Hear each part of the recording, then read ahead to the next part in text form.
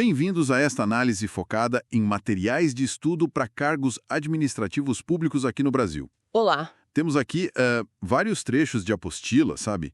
Coisas de português, direito, ética, administração pública, informática. É bastante coisa mesmo. E a nossa missão hoje é tentar extrair as ideias principais e até uns pontos meio surpreendentes sobre como funciona a máquina pública. Rápido e direto ao ponto. Um desafio interessante. Ok, então vamos começar por algo que está em tudo, né? A comunicação.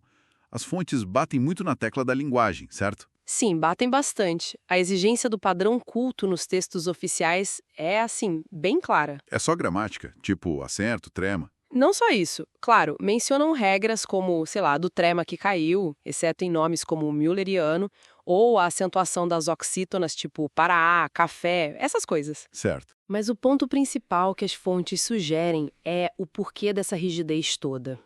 É para buscar impessoalidade, clareza, concisão. Garantir que a comunicação do Estado seja, sabe, Inequívoca. para não dar margem para dúvida. Exato. Reflete a objetividade e autoridade que se espera do governo. É uma ferramenta para uniformizar, para ter precisão. E essa busca por clareza, por regras bem definidas, isso se espalha para outras áreas, imagino. Como que conecta com a conduta que esperam do servidor? Totalmente conectado. Liga direto com a base legal e ética da administração pública. A ética do servidor. Isso. E não é só a moral comum do dia a dia, sabe?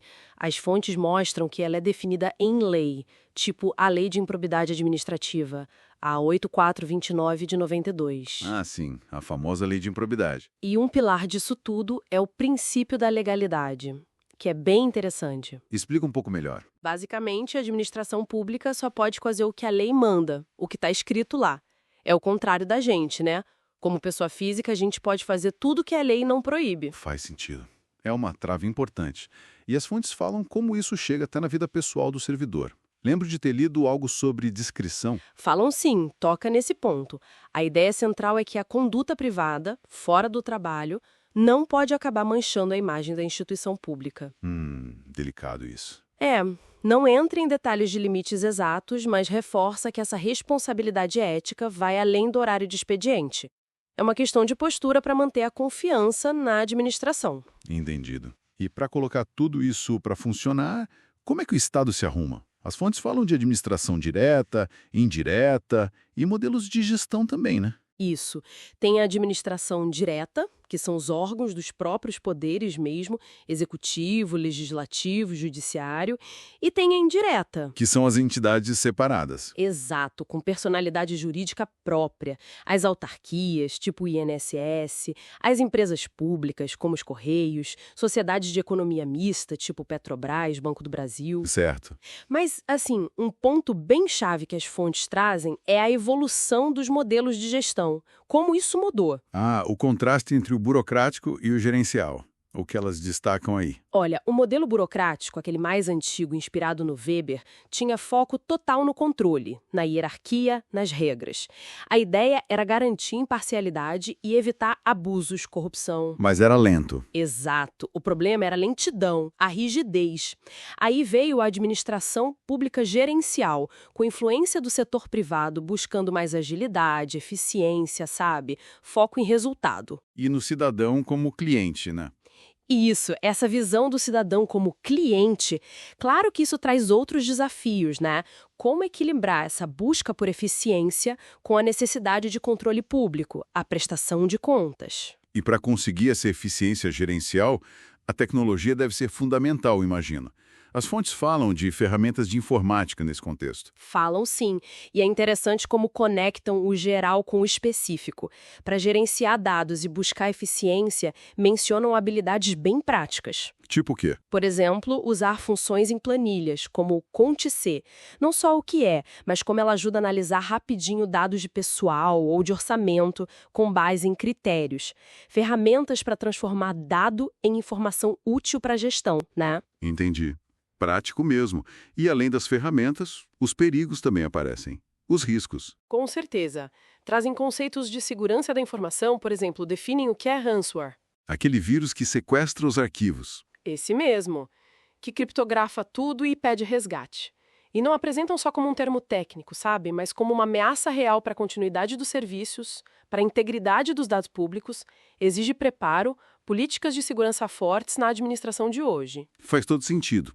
E falando em sistemas, em regras que sustentam tudo, as fontes trazem aquele fato bem curioso sobre a criação de dinheiro. Como isso entra na história? Ah, esse ponto é fascinante. Alarga a perspectiva sobre os recursos que a administração usa, né? Desde que acabou o padrão ouro, lá em 1971. Que o dinheiro não está mais lastreado em ouro. Exatamente. A maior parte do dinheiro que a gente usa, papel moeda e o dinheiro nas contas bancárias, não tem mais esse lastro direto. As fontes, citando até um relatório do Banco da Inglaterra, explicam que o dinheiro hoje é criado, na maioria das vezes, quando os bancos comerciais dão empréstimos. Como assim? Criam dinheiro? Parece estranho, né? Mas é basicamente isso. É uma criação meio que do nada por uma decisão administrativa do banco ao conceder o crédito. Isso injeta poder de compra na economia. Entender isso é importante até para pensar em política fiscal, em recursos públicos. Nossa, isso muda bastante a forma de ver o dinheiro circulando. Ok, então juntando esses fios todos, a linguagem super precisa, as regras éticas e legais bem estritas, as estruturas administrativas tentando evoluir para ser mais eficientes, o papel da tecnologia crescendo e até essa natureza meio doida do dinheiro moderno. Qual é o retrato geral que sai desses materiais? Olha, o retrato é de um sistema bem complexo e todo interligado. Trabalhar no serviço público brasileiro exige navegar numa teia que envolve comunicação formal rigorosa, Certo. um conjunto de leis e ética bem denso, que define o que pode e o que não pode fazer, estruturas que tentam achar um equilíbrio entre controle e eficiência, a necessidade de lidar com ferramenta e risco tecnológico. E tudo isso operando com essa realidade econômica, do dinheiro. Exato. Tudo isso funcionando dentro de realidades econômicas específicas, como essa da criação de dinheiro.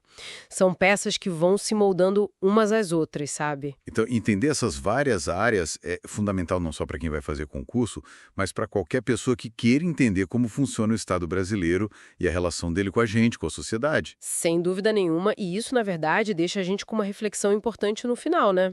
Qual seria? Fica a questão.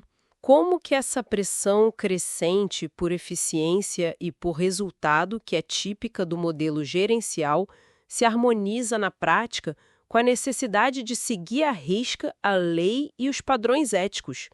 Ainda mais agora com a transformação digital acelerada, que pede agilidade, mas ao mesmo tempo exige mais controle e transparência contra novos riscos.